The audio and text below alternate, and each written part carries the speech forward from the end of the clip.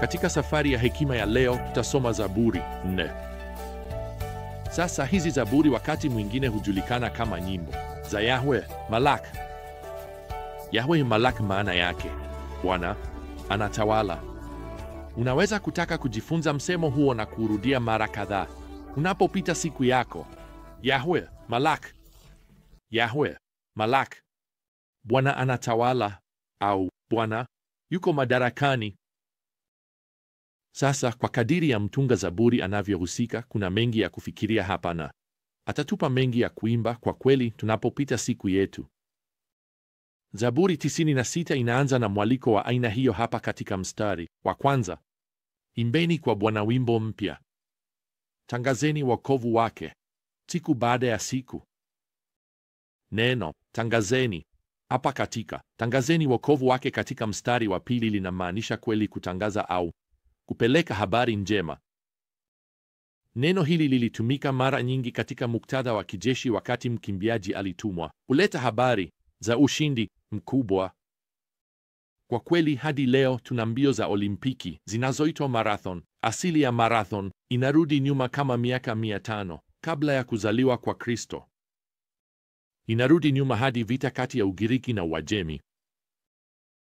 Hadithi inasema kuwa mjumbe wa Kigiriki aliyeitwa Theidipides alikimbia maili 26 kutoka Marathon hadi Athens, na alikimbia ili kupeleka habari kwamba Ugiriki ilishinda vita. Baada ya kutangaza habari zake huko Athens, askari huyu aliyekuwa amechoka alianguka na hadithi inasema alikufa. Leo mbio za marathon za Olimpiki karibu maili 26 zinaheshimu hadithi ya mjumbe huyo shujaa. Je, unajua kwamba hiyo ni fursa kubwa leo kwa ajili yako na mimi? Tunapeleka habari njema. Ni habari za wokovu wa Bwana. Kwa kweli tafsiri ya Kigiriki ya Agano la Kale kwa neno hili la Kiebrania hapa sema ni neno evangelizo au kuhubiri Injili. Je, si hivyo ndivyo uinjilisti ulivyo? Hadi leo tumeshavaa viatu vyetu vya kukimbia kwa namna ya kusema sisi ni wajumbe tunaowapelekea ulimwengu wetu Injili, habari njema ya ushindi wa Yesu Kristo juu ya dhambi na kifo. Sasa kuna zaidi kwa mjumbe kufanya kwa njia. Hapa katika mstari wa 3 tunaambiwa tangazeni utukufu wake kati ya mataifa. Sasa neno hapa kwa kutangaza linamaanisha kusimulia au kuhesabu, kama vile kuweka rekodi. Na ikiwa unahesabu, wapendwa, inaweza kuonekana wakati mwingine kama upande wa Mungu haupo ukishinda. Lakini hebu nikuambie, angalia kwa karibu zaidi hiyo rekodi, kwa sababu namba ya mwisho tayari imechapishwa pale chini. Alama ya mwisho tayari imeamuliwa. Hii hapa: Yesu Kristo anashinda. Uko kwenye timu inayoshinda. Sasa kwa hilo Zaburi 97 inafuata vizuri hapa, kwa sababu inatuita kusherehekea mfalme wetu mshindi. Maneno ya mwanzo katika mstari wa kwanza ni Bwana anatawala. Dunia na ifurahi, visiwa vingi na vifurahi. Visiwa hapa vinarejelea visiwa vya mbali. Isaya alitumia neno hilo mara 17 tofauti kuelezea maeneo ya mbali duniani. Kwa hiyo mwandishi wa Zaburi anajaribu kutufikishia nini hapa? Hata katika maeneo ya mbali zaidi duniani, unajua nini? Yako chini ya utawala na utawala wa mfalme wetu. Sasa hapa katika mstari wa pili, mahakama ya mfalme inaelezewa. Mawingu na giza nene viko kumzunguka. Haki na uadilifu ni msingi wa kiti chake cha enzi.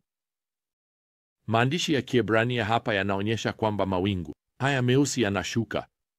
Kwa maneno mengine, mfalme, mawingu meusi yanayomzunguka mahakama hii, chumba hiki cha kiti cha enzi, vyote vinashuka. Ni kuhusu kutekeleza haki juu ya dunia yenye dhambi. Kwa hivyo una taswira ya mawingu meusi hapa katika mstari wa pili.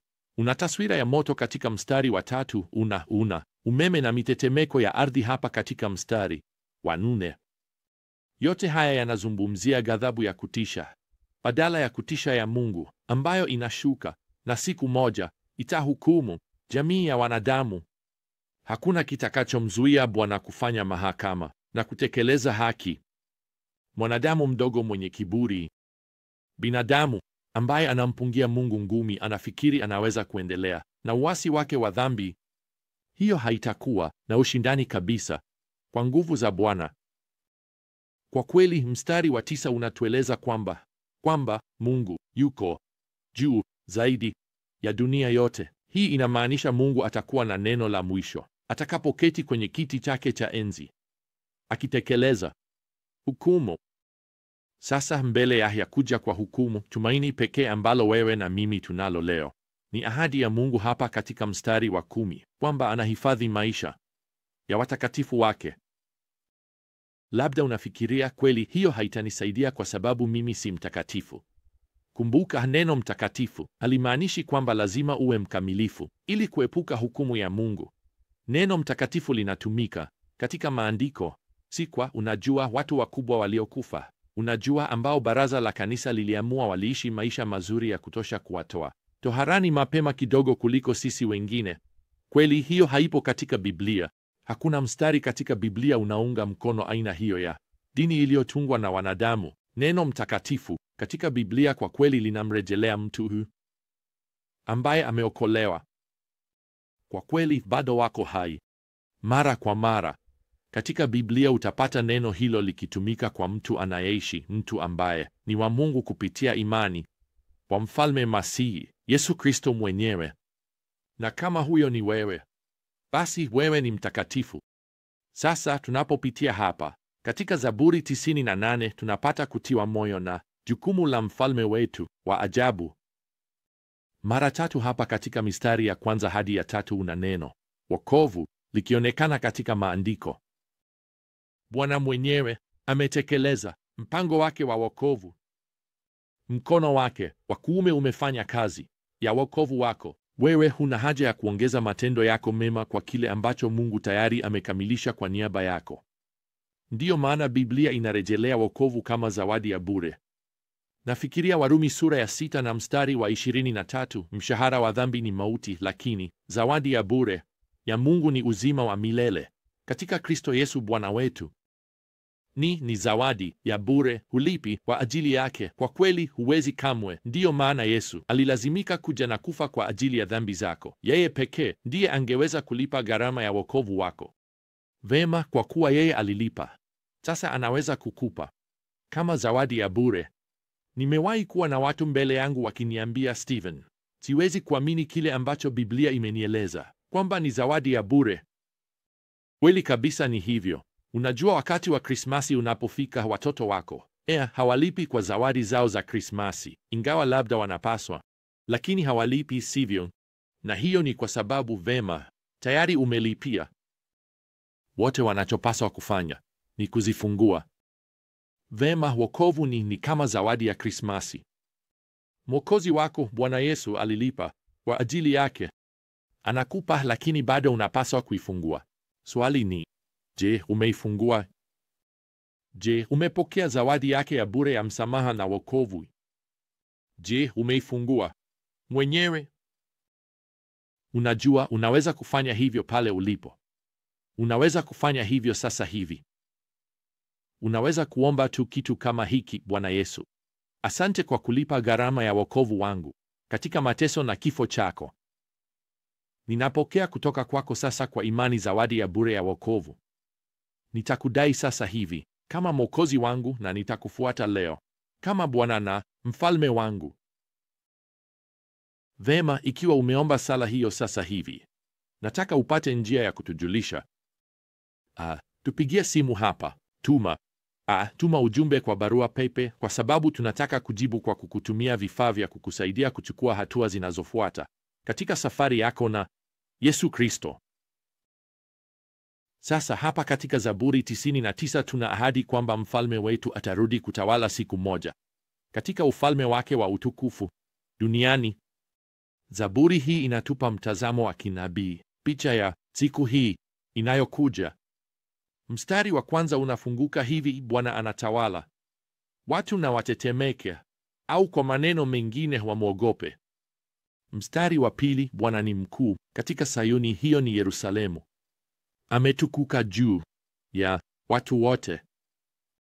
Hii inatuambia kwamba Yesu atatawala siku moja katika ufalme wake ujao, na mji wake mkuu utakuwa Yerusalemu, kama alivyoahidi kupitia manabii wake katika Agano la Kale.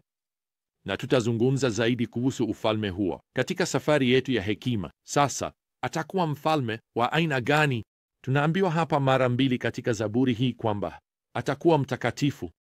Hilo limejengwa ndani ya maneno ya Zaburi hii iliyoongozwa. Inawezekana zaidi. Una sehemu moja ya kwaya ikiimba mistari hapa, wakati sehemu nyingine ya kwaya inajibu na maneno haya: mtakatifu ni yeye, mstari wa 3.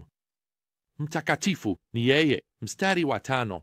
Mtakatifu ni Bwana Mungu wetu, mstari wa 9. Kwa hiyo tunaimba nini? Tunaimba kwamba Bwana ni mshindi katika vita. Tunaimba kwamba yeye ni Mwokozi wetu anayekomboa, ambaye anatupa zawadi ya bure ya wokovu. Tunaimba kwamba yeye ni Mungu wetu mtakatifu.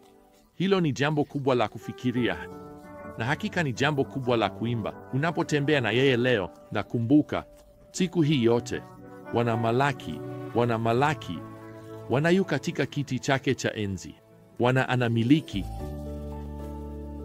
Basi hadi wakati mwingine, wapendwa, neema ya Bwana Yesu Kristo na upendo wa Mungu na ushirika wa Roho Mtakatifu uwe nanyi nyote. Amina.